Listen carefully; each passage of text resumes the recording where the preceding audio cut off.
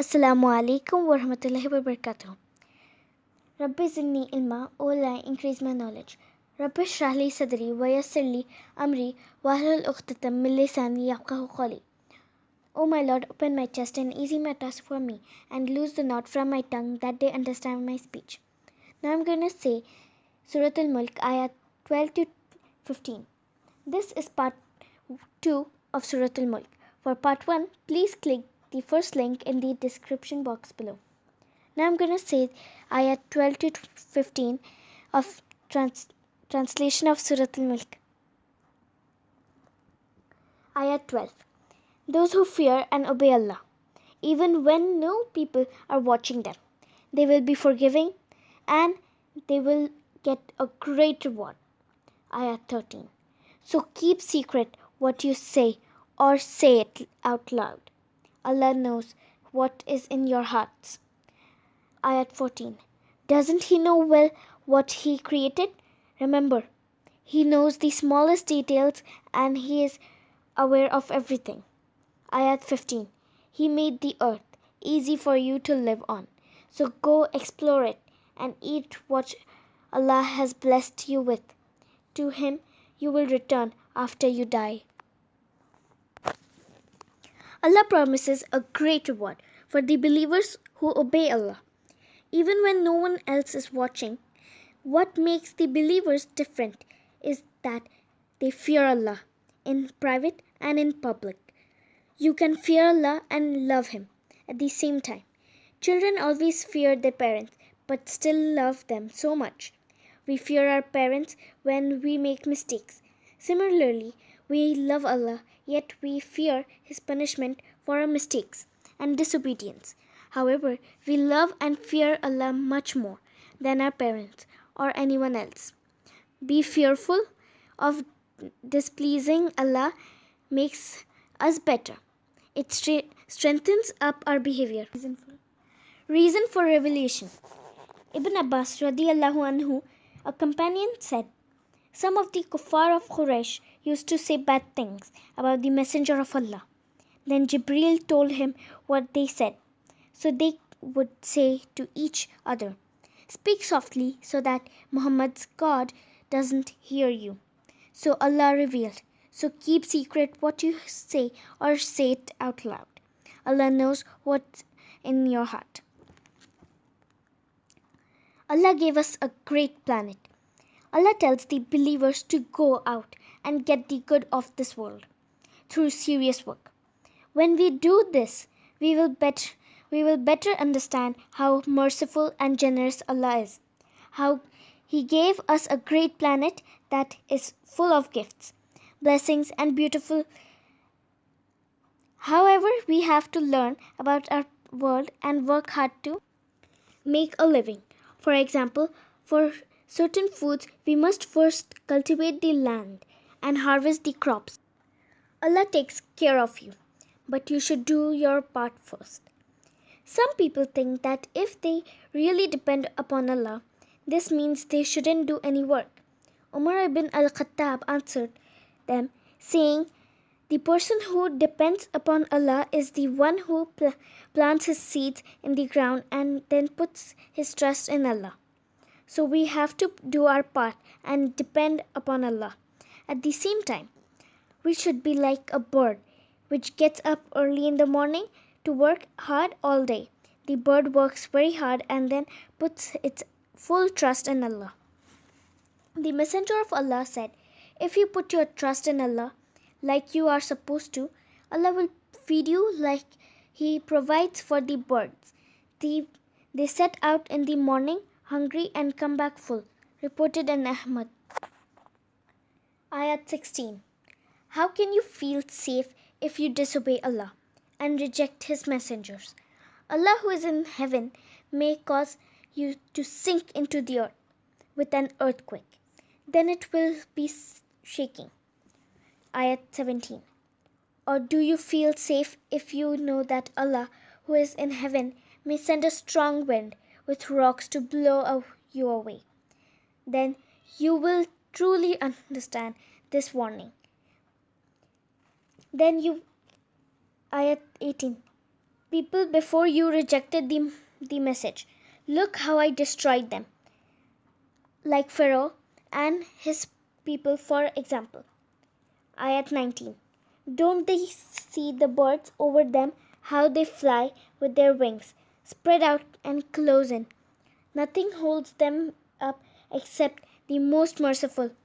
Allah sees everything and even takes care of every bird in flight. Ayat 20. Where is this army that will help defend you from Allah, the most merciful? The only defense you have is Allah's mercy. So turn to Allah and ask forgiveness. Those disbelievers who reject Allah's message are only fooling themselves. Ayat 21. And who will give you food and blessings other than Allah? If He stops His blessings and they continue in stubbornly running from the truth.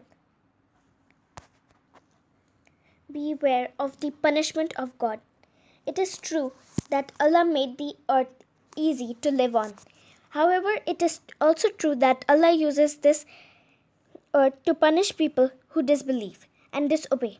The earth is a blessing, but if we are too disobedient, Allah will punish us with it by sinking us into the earth or flooding us with water. Allah destroyed ancient nations with earthquake, floods, diseases, destructive winds, and other types of punishments. In these verses, Allah continues giving severe warnings to the kuffar. He reminds them how the people before were destroyed to make them aware that they may be next. Disobeying Allah leads to punishment in Jahannam. Allah is also merciful. He gives people chances to ask for forgiveness and be forgiven. The wise person is the one who avoids sin as much as he or she can. And if we sin, we should repent immediately. This way, we please Allah and protect ourselves from His punishment in this life and the next one. Hadith. An Anas radiyallahu anhu qala قال رسول الله صلى الله عليه وسلم كل ابن آدم خطاء وخير خطائين التوابون.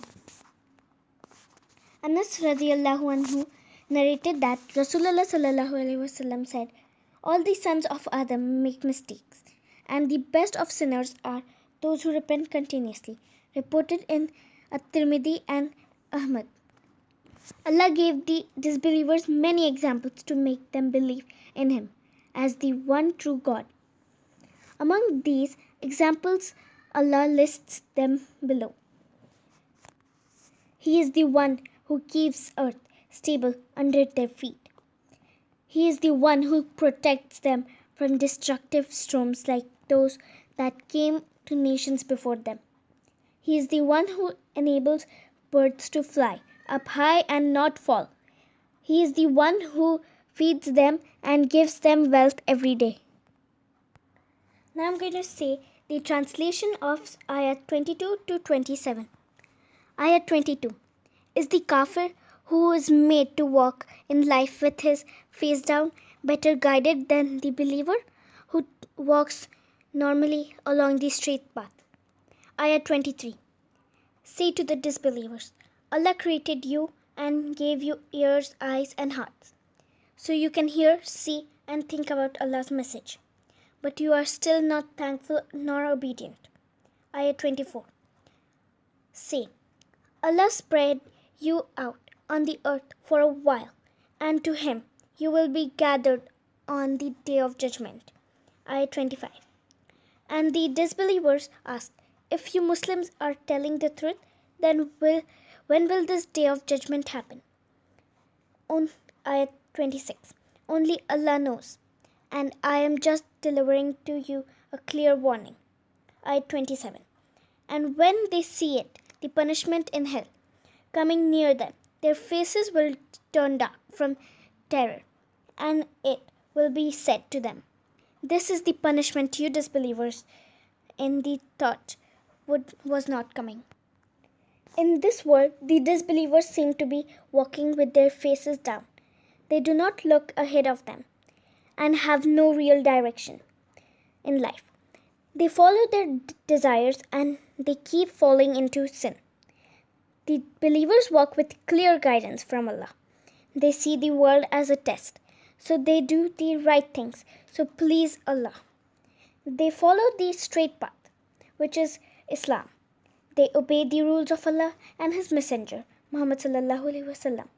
Therefore, they succeed in this life and the next.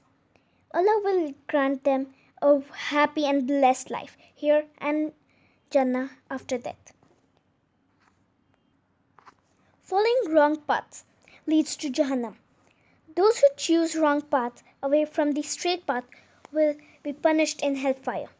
Allah gave them faces, eyes to see, and ears to hear, but they did not use them wisely.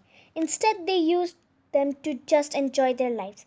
Even if they were led to disobey Allah and harm themselves, Allah says about them, they have hearts with which they don't understand, eyes with which they don't see, and ears with they don't hear.